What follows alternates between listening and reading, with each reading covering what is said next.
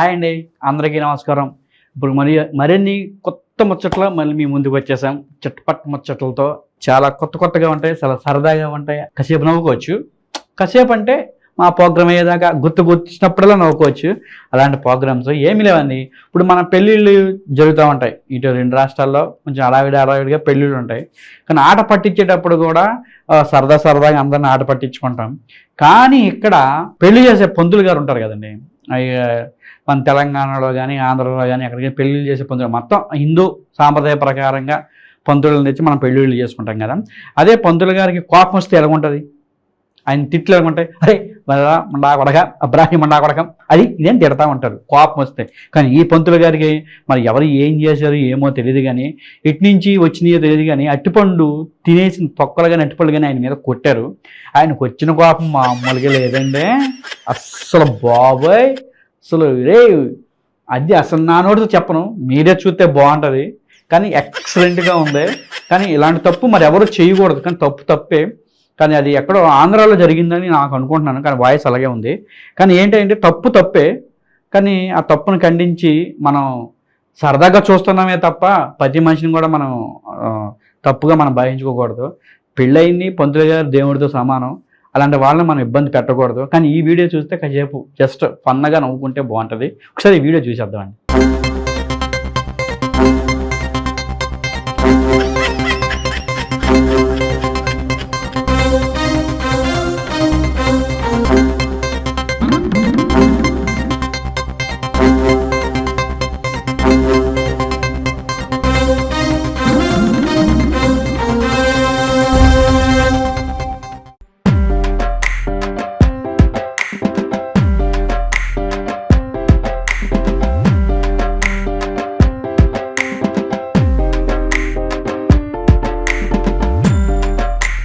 ఇంకో విషయం అండి, ఇప్పుడు దొంగతనాలు జరుగుతున్నాయి, మరి దారుణంగా దొంగతనాలు జరిగిపోతున్నాయి. ఏంటి బంగారం కానీ వెండి కానీ బైకులు కానీ, ఇప్పుడు ఆఖరి మనుషులను కూడా దొంగతనం చేస్తున్నారు, కిడ్నాప్ అంటున్నారు, దాన్ని తీసుకెళ్ళి లక్షల్లో కోట్లు అడుగుతున్నారు. కానీ ఇప్పుడు ఏంటంటే కొత్తదండి, మరి నవ్వలేక తెచ్చిపోతున్నాం. అది ఏం చేయాలో అర్థం కాకుండా పరిస్థితి అయిపోయింది. ఏంటంటారా, కర్ణాటకలో అండి పాపం రైతు ఏదో టమాటాలు పెంచుకోవడం అంటే అదే పండించినాడు. ఆ పండించిన టమాటా కోతకు వచ్చింది తర్వాత కోసి మనకి ఇప్పుడు టమాటా రేట్ ఎంత ఉందండి, మహా 150 రూపాయలు 170 రూపాయలు అమ్ముతున్నారు. మామూలు డ్యామేజీ ఉన్న టమాటా అయితే 80 రూపాయలు అమ్ముతున్నారు కేజీ వచ్చి. అలాంటిది మంచి వచ్చిన పంటని ఒకరు దొంగతనం చేశారండి. పంట మొత్తం కోసుకెళ్ళిపోయారంట. ఆ రైతు అయితే అలో లక్ష్మణ్ ఏడుతున్నాడు. కానీ దొంగతనంలో మరి టమాటా దొంగతనం చేయడం ఏంటండి బాబు, దరిద్రంగాను ఏనే. కానీ 2 లక్షల రూపాయల టమాటా అంటే పంట మొత్తం దొంగతనం చేశారంట. రైతు అయితే విలవిల్లాడుతున్నాడు. కానీ ఒక్కసారి అయితే ఈ వీడియోని మనం చూసేద్దాం. అన్ని దొంగతనాలు బాగున్నాయి, కానీ టమాటా దొంగతనం ఏంటో మరి ఏంటి చూసేద్దాం ఒకసారి.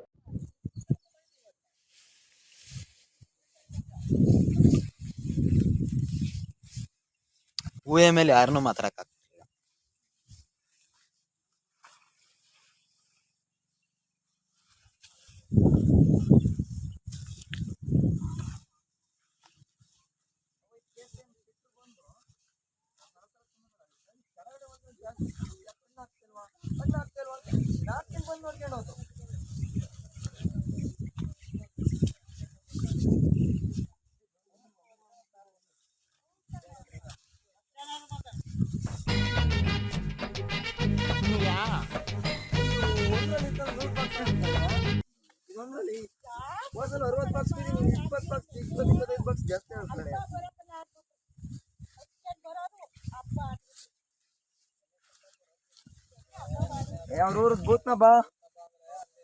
ಅಣ್ಣ 1 ನಿಮಿಷ ಸಾಕಣ್ಣ.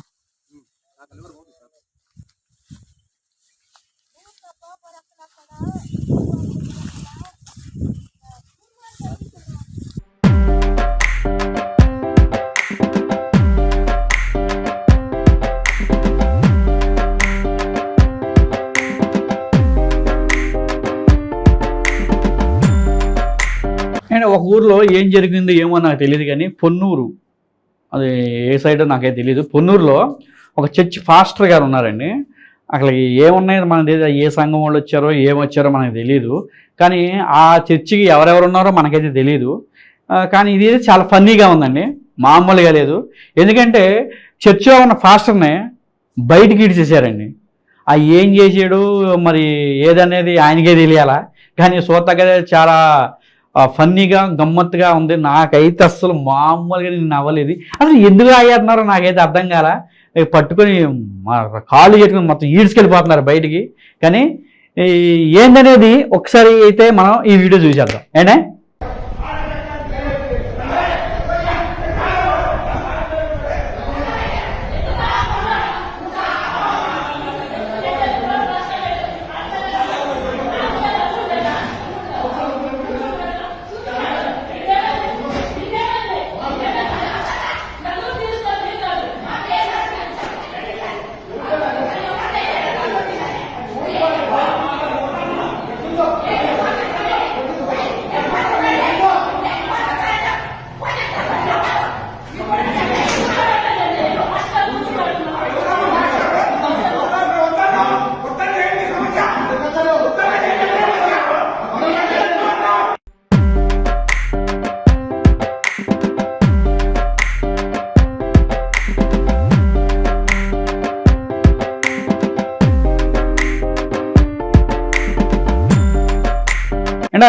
మనం అన్ని ఆటలు ఆడతామండి.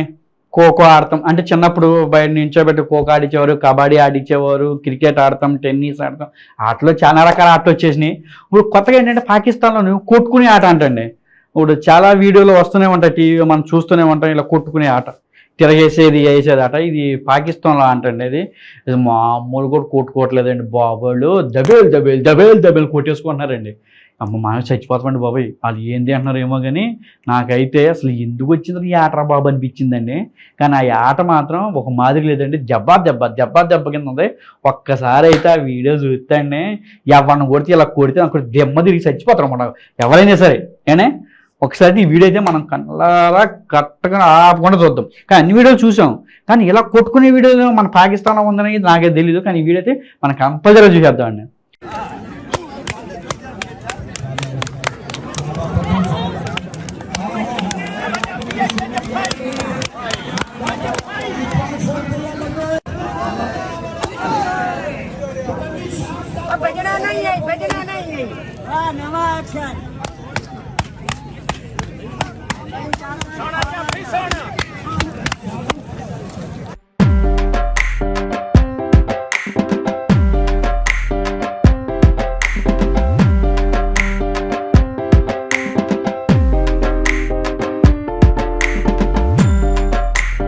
ఈ ఆటల సంగతి ఇలా ఉంటాయండి. ఇంకో విషయం, ఇప్పుడు త్రిబుల్ అంటే ఏమంటామండి, మనం రాజమౌళి గారిని అనుకుంటాం. ఈ త్రిబుల్ అంటే రామ్ చరణ్ గారు, రాజమౌళి గారు, ఎన్టీఆర్ గారిని కలిపి మనం త్రిబుల్ అనుకుంటాం. కానీ ఇంకో ఆయన అమలాపురం మంత్రి గారు, ఎంపీ గారండి, అదేండి రఘురామరాజు గారు. ఆయన ఇప్పుడు కొత్తగా ఒక న్యూస్ బయటకు వదిలారండి.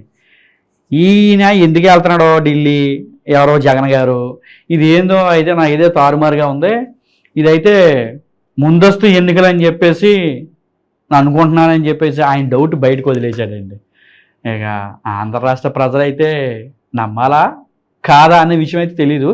కానీ అంటే ఢిల్లీ అయితే వెళ్తాం కరెక్టే. ఎందుకు వెళ్ళానంటే పోలవరం గురించి వెళ్ళాను, నేను ప్రత్యేక హోదా గురించి వెళ్ళాను, నాకు కొన్ని రావాల్సిన నిధులు కావాల్సిన అని చెప్పేసి జగన్మోహన్ రెడ్డి గారు అన్నారు. కానీ ఈ త్రిబుల్ అంటే రఘురామరాజు గారు ఏమంటున్నారంటే, ఆయన వెళ్ళింది ఓన్లీ ముందస్తు ఎన్నికలు రాకుండా చూడండి, వస్తే నా పార్టీ ఏమైపోద్ది అన్న భయంతో వెళ్ళని ఆయన అంటున్నారు. ఆయన మాటలు అయితే ఒకసారి మనం చూసేద్దామండి, ఆయన ఏమన్నారు ఏందనేది. ఏనే గుడ్ ఈవినింగ్ అందరికీ నమస్కారం. ముఖ్యమంత్రి జగన్మోహన్ రెడ్డి ఢిల్లీకి రావటం, అక్కడ ప్రధాని గారిని అమిత్ షా గారిని కలవటం, సరే బయటికి చెప్పింది మనం అనుకున్నట్టుగానే రొటీన్ డైలాగులు, ఏదో స్పెషల్ స్టాటస్ అడిగాడు, అది అడిగాడు, ఇది అడిగాడని.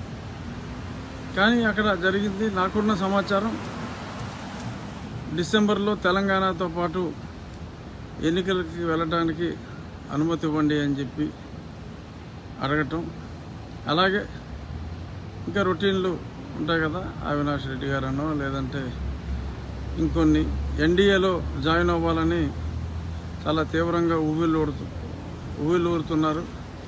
Jaganmohan Reddy and team. కానీ ఆ విషయంలో కాస్త శృంగభంగం అయినట్టుగా తెలుస్తున్న సమాచారం. బట్ ఎర్లీ ఎలక్షన్ వరకు తెలంగాణతో పాటు వెళ్ళటానికి అనుమతి సూత్రప్రాయంగా అంగీకరించినట్టుగా ఉన్న సమాచారం. బట్ కాసేపట్లో బహుశా మిథున్ రెడ్డి లేకపోతే ఇంకెవరన్నా రెడ్డి లేదు ఇవన్నీ వదంతులని చెప్పే అవకాశం కూడా ఉంది. వాళ్ళ అనుకూల ఛానల్లో లీకు వాళ్ళే ఇచ్చారు. మళ్ళీ ఈ వదంతులు నమ్మొద్దు అని చెప్పి పార్టీలో కీలక వ్యక్తులతో చెప్పిస్తే ప్రతిపక్షాలు అంత సీరియస్గా తీసుకోకుండా ఎన్నికలకు సమాయత్తం అవ్వవు అని అనుకుంటున్నట్టుగా ఉన్నారు. ఏదేమైనా 1-2 డేస్లో ఎలాగో తెలుస్తుంది. ఎర్లీ ఎలక్షన్ మోరార్లెస్ తథ్యం అనే అనిపిస్తుంది మనం గతంలో అనుకున్నట్టుగా. ఎందుకంటే మరి జగన్ చెప్పాడంటే చేయడంతే. ఎర్లీ ఎలక్షన్ లేదు అని అన్నాడంటే ఖచ్చితంగా ఎర్లీ ఎలక్షన్ ఉంటుందనే. ఎందుకంటే నిజాల్ని అతి పొదుపుగా వాడే వ్యక్తుల్లో మా జగన్మోహన్ రెడ్డి గారు ఒకళ్ళు.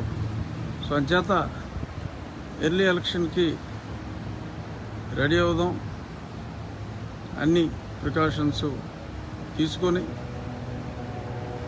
చూద్దాం 1-2 డేస్లో ఏం జరుగుతుందో, అఫీషియల్గా ఇంకా ఏమేమి మాట్లాడతారో. ఇది ప్రస్తుతానికి నాకు వచ్చిన అంతర్గత సమాచారం. ఎన్డీఏలో జాయిన్ అవ్వడానికి ఏమాత్రం ఒప్పుకోలా, దాన్ని తిరస్కరించడం జరిగింది.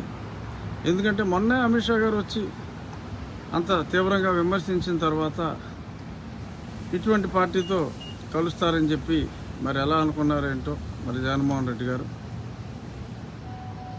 అది తిరస్కరించడం ఒకటి చక్కటి శుభ పరిణామం.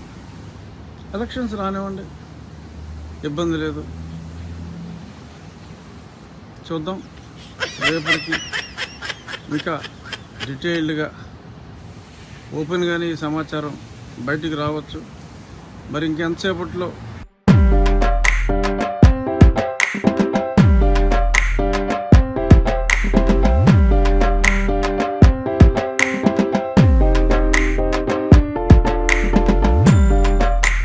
అండ్ ఇలా ఈ ఆంధ్రాకి వచ్చేలాగా ఉండండి. ఇప్పుడు మన తెలంగాణకు వచ్చేపాటికి మరి పాతబడి పూర్వం ఎప్పుడో ఒక 70 సంవత్సరాలు 50 సంవత్సరాలు పూడిపోతూ ఉంటాయి కదండి.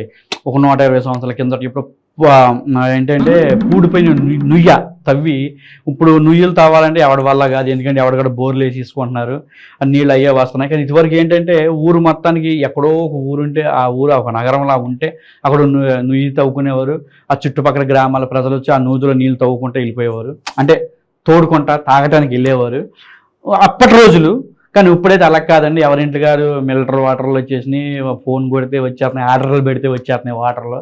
అప్పుడంటే ఆ రోజులు వేరు, ఇప్పుడు ఈ రోజులు వేరు కదండి. ఇప్పుడు ఏంటంటే కొత్తగా ఇప్పుడు మన తెలంగాణలో మన ఎక్కడో కానీ ఇంకో బావి ఒకటి వెలుగులోకి వస్తే దాన్ని కొంచెం అందంగా డెవలప్మెంట్కి బాగా చేశారు. అదే బావి మళ్ళీ మన తెలంగాణలోనే ఉందండి. అది కూడా డెవలప్ చేయడానికి చూస్తున్నారు మన రాష్ట్ర ప్రభుత్వం, తెలంగాణ రాష్ట్ర ప్రభుత్వం. కానీ ఇలాంటి పురాత కాలం నాటివి అన్ని బయటికి తీసి జనాలకి అప్పుడు అలా ఉండేది అని చూపించడం తెలంగాణ నెంబర్ 1. కానీ ఈ వీడియో ఒకసారి మనం చూద్దాం. అది చాలా పెద్ద బావండి, బాగుంది, చూస్తానికైతే ఎక్సలెంట్గా ఉంది. ఒకసారి కూడా మనం కూడా అయితే ఈ వీడియోని మనం కన్ఫర్మ్గా చూసేద్దామండి.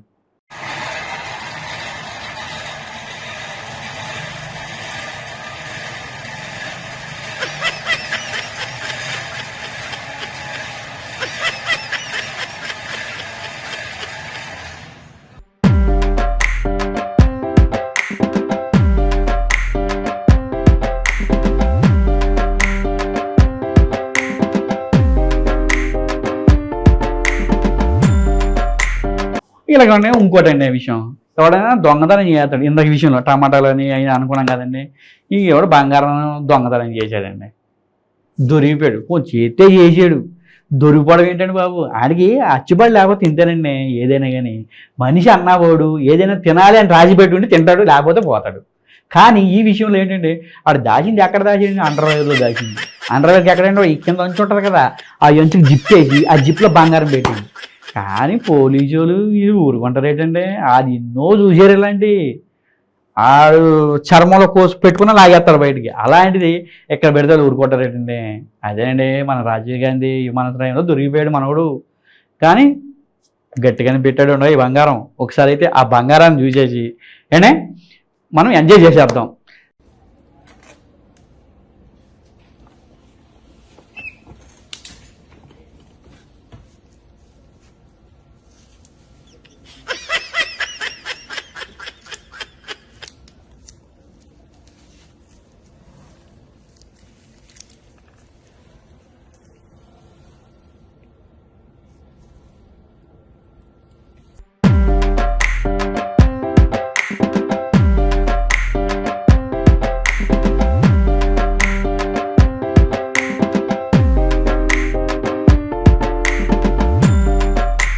సరేనే, ఇవన్నీ ముచ్చట్లతో మళ్ళీ రేపొద్దున కొత్త ముచ్చట్లతో మళ్ళీ మీ ముందుకి మీ మహేష్, కెమెరామెన్ హనుమంతుతో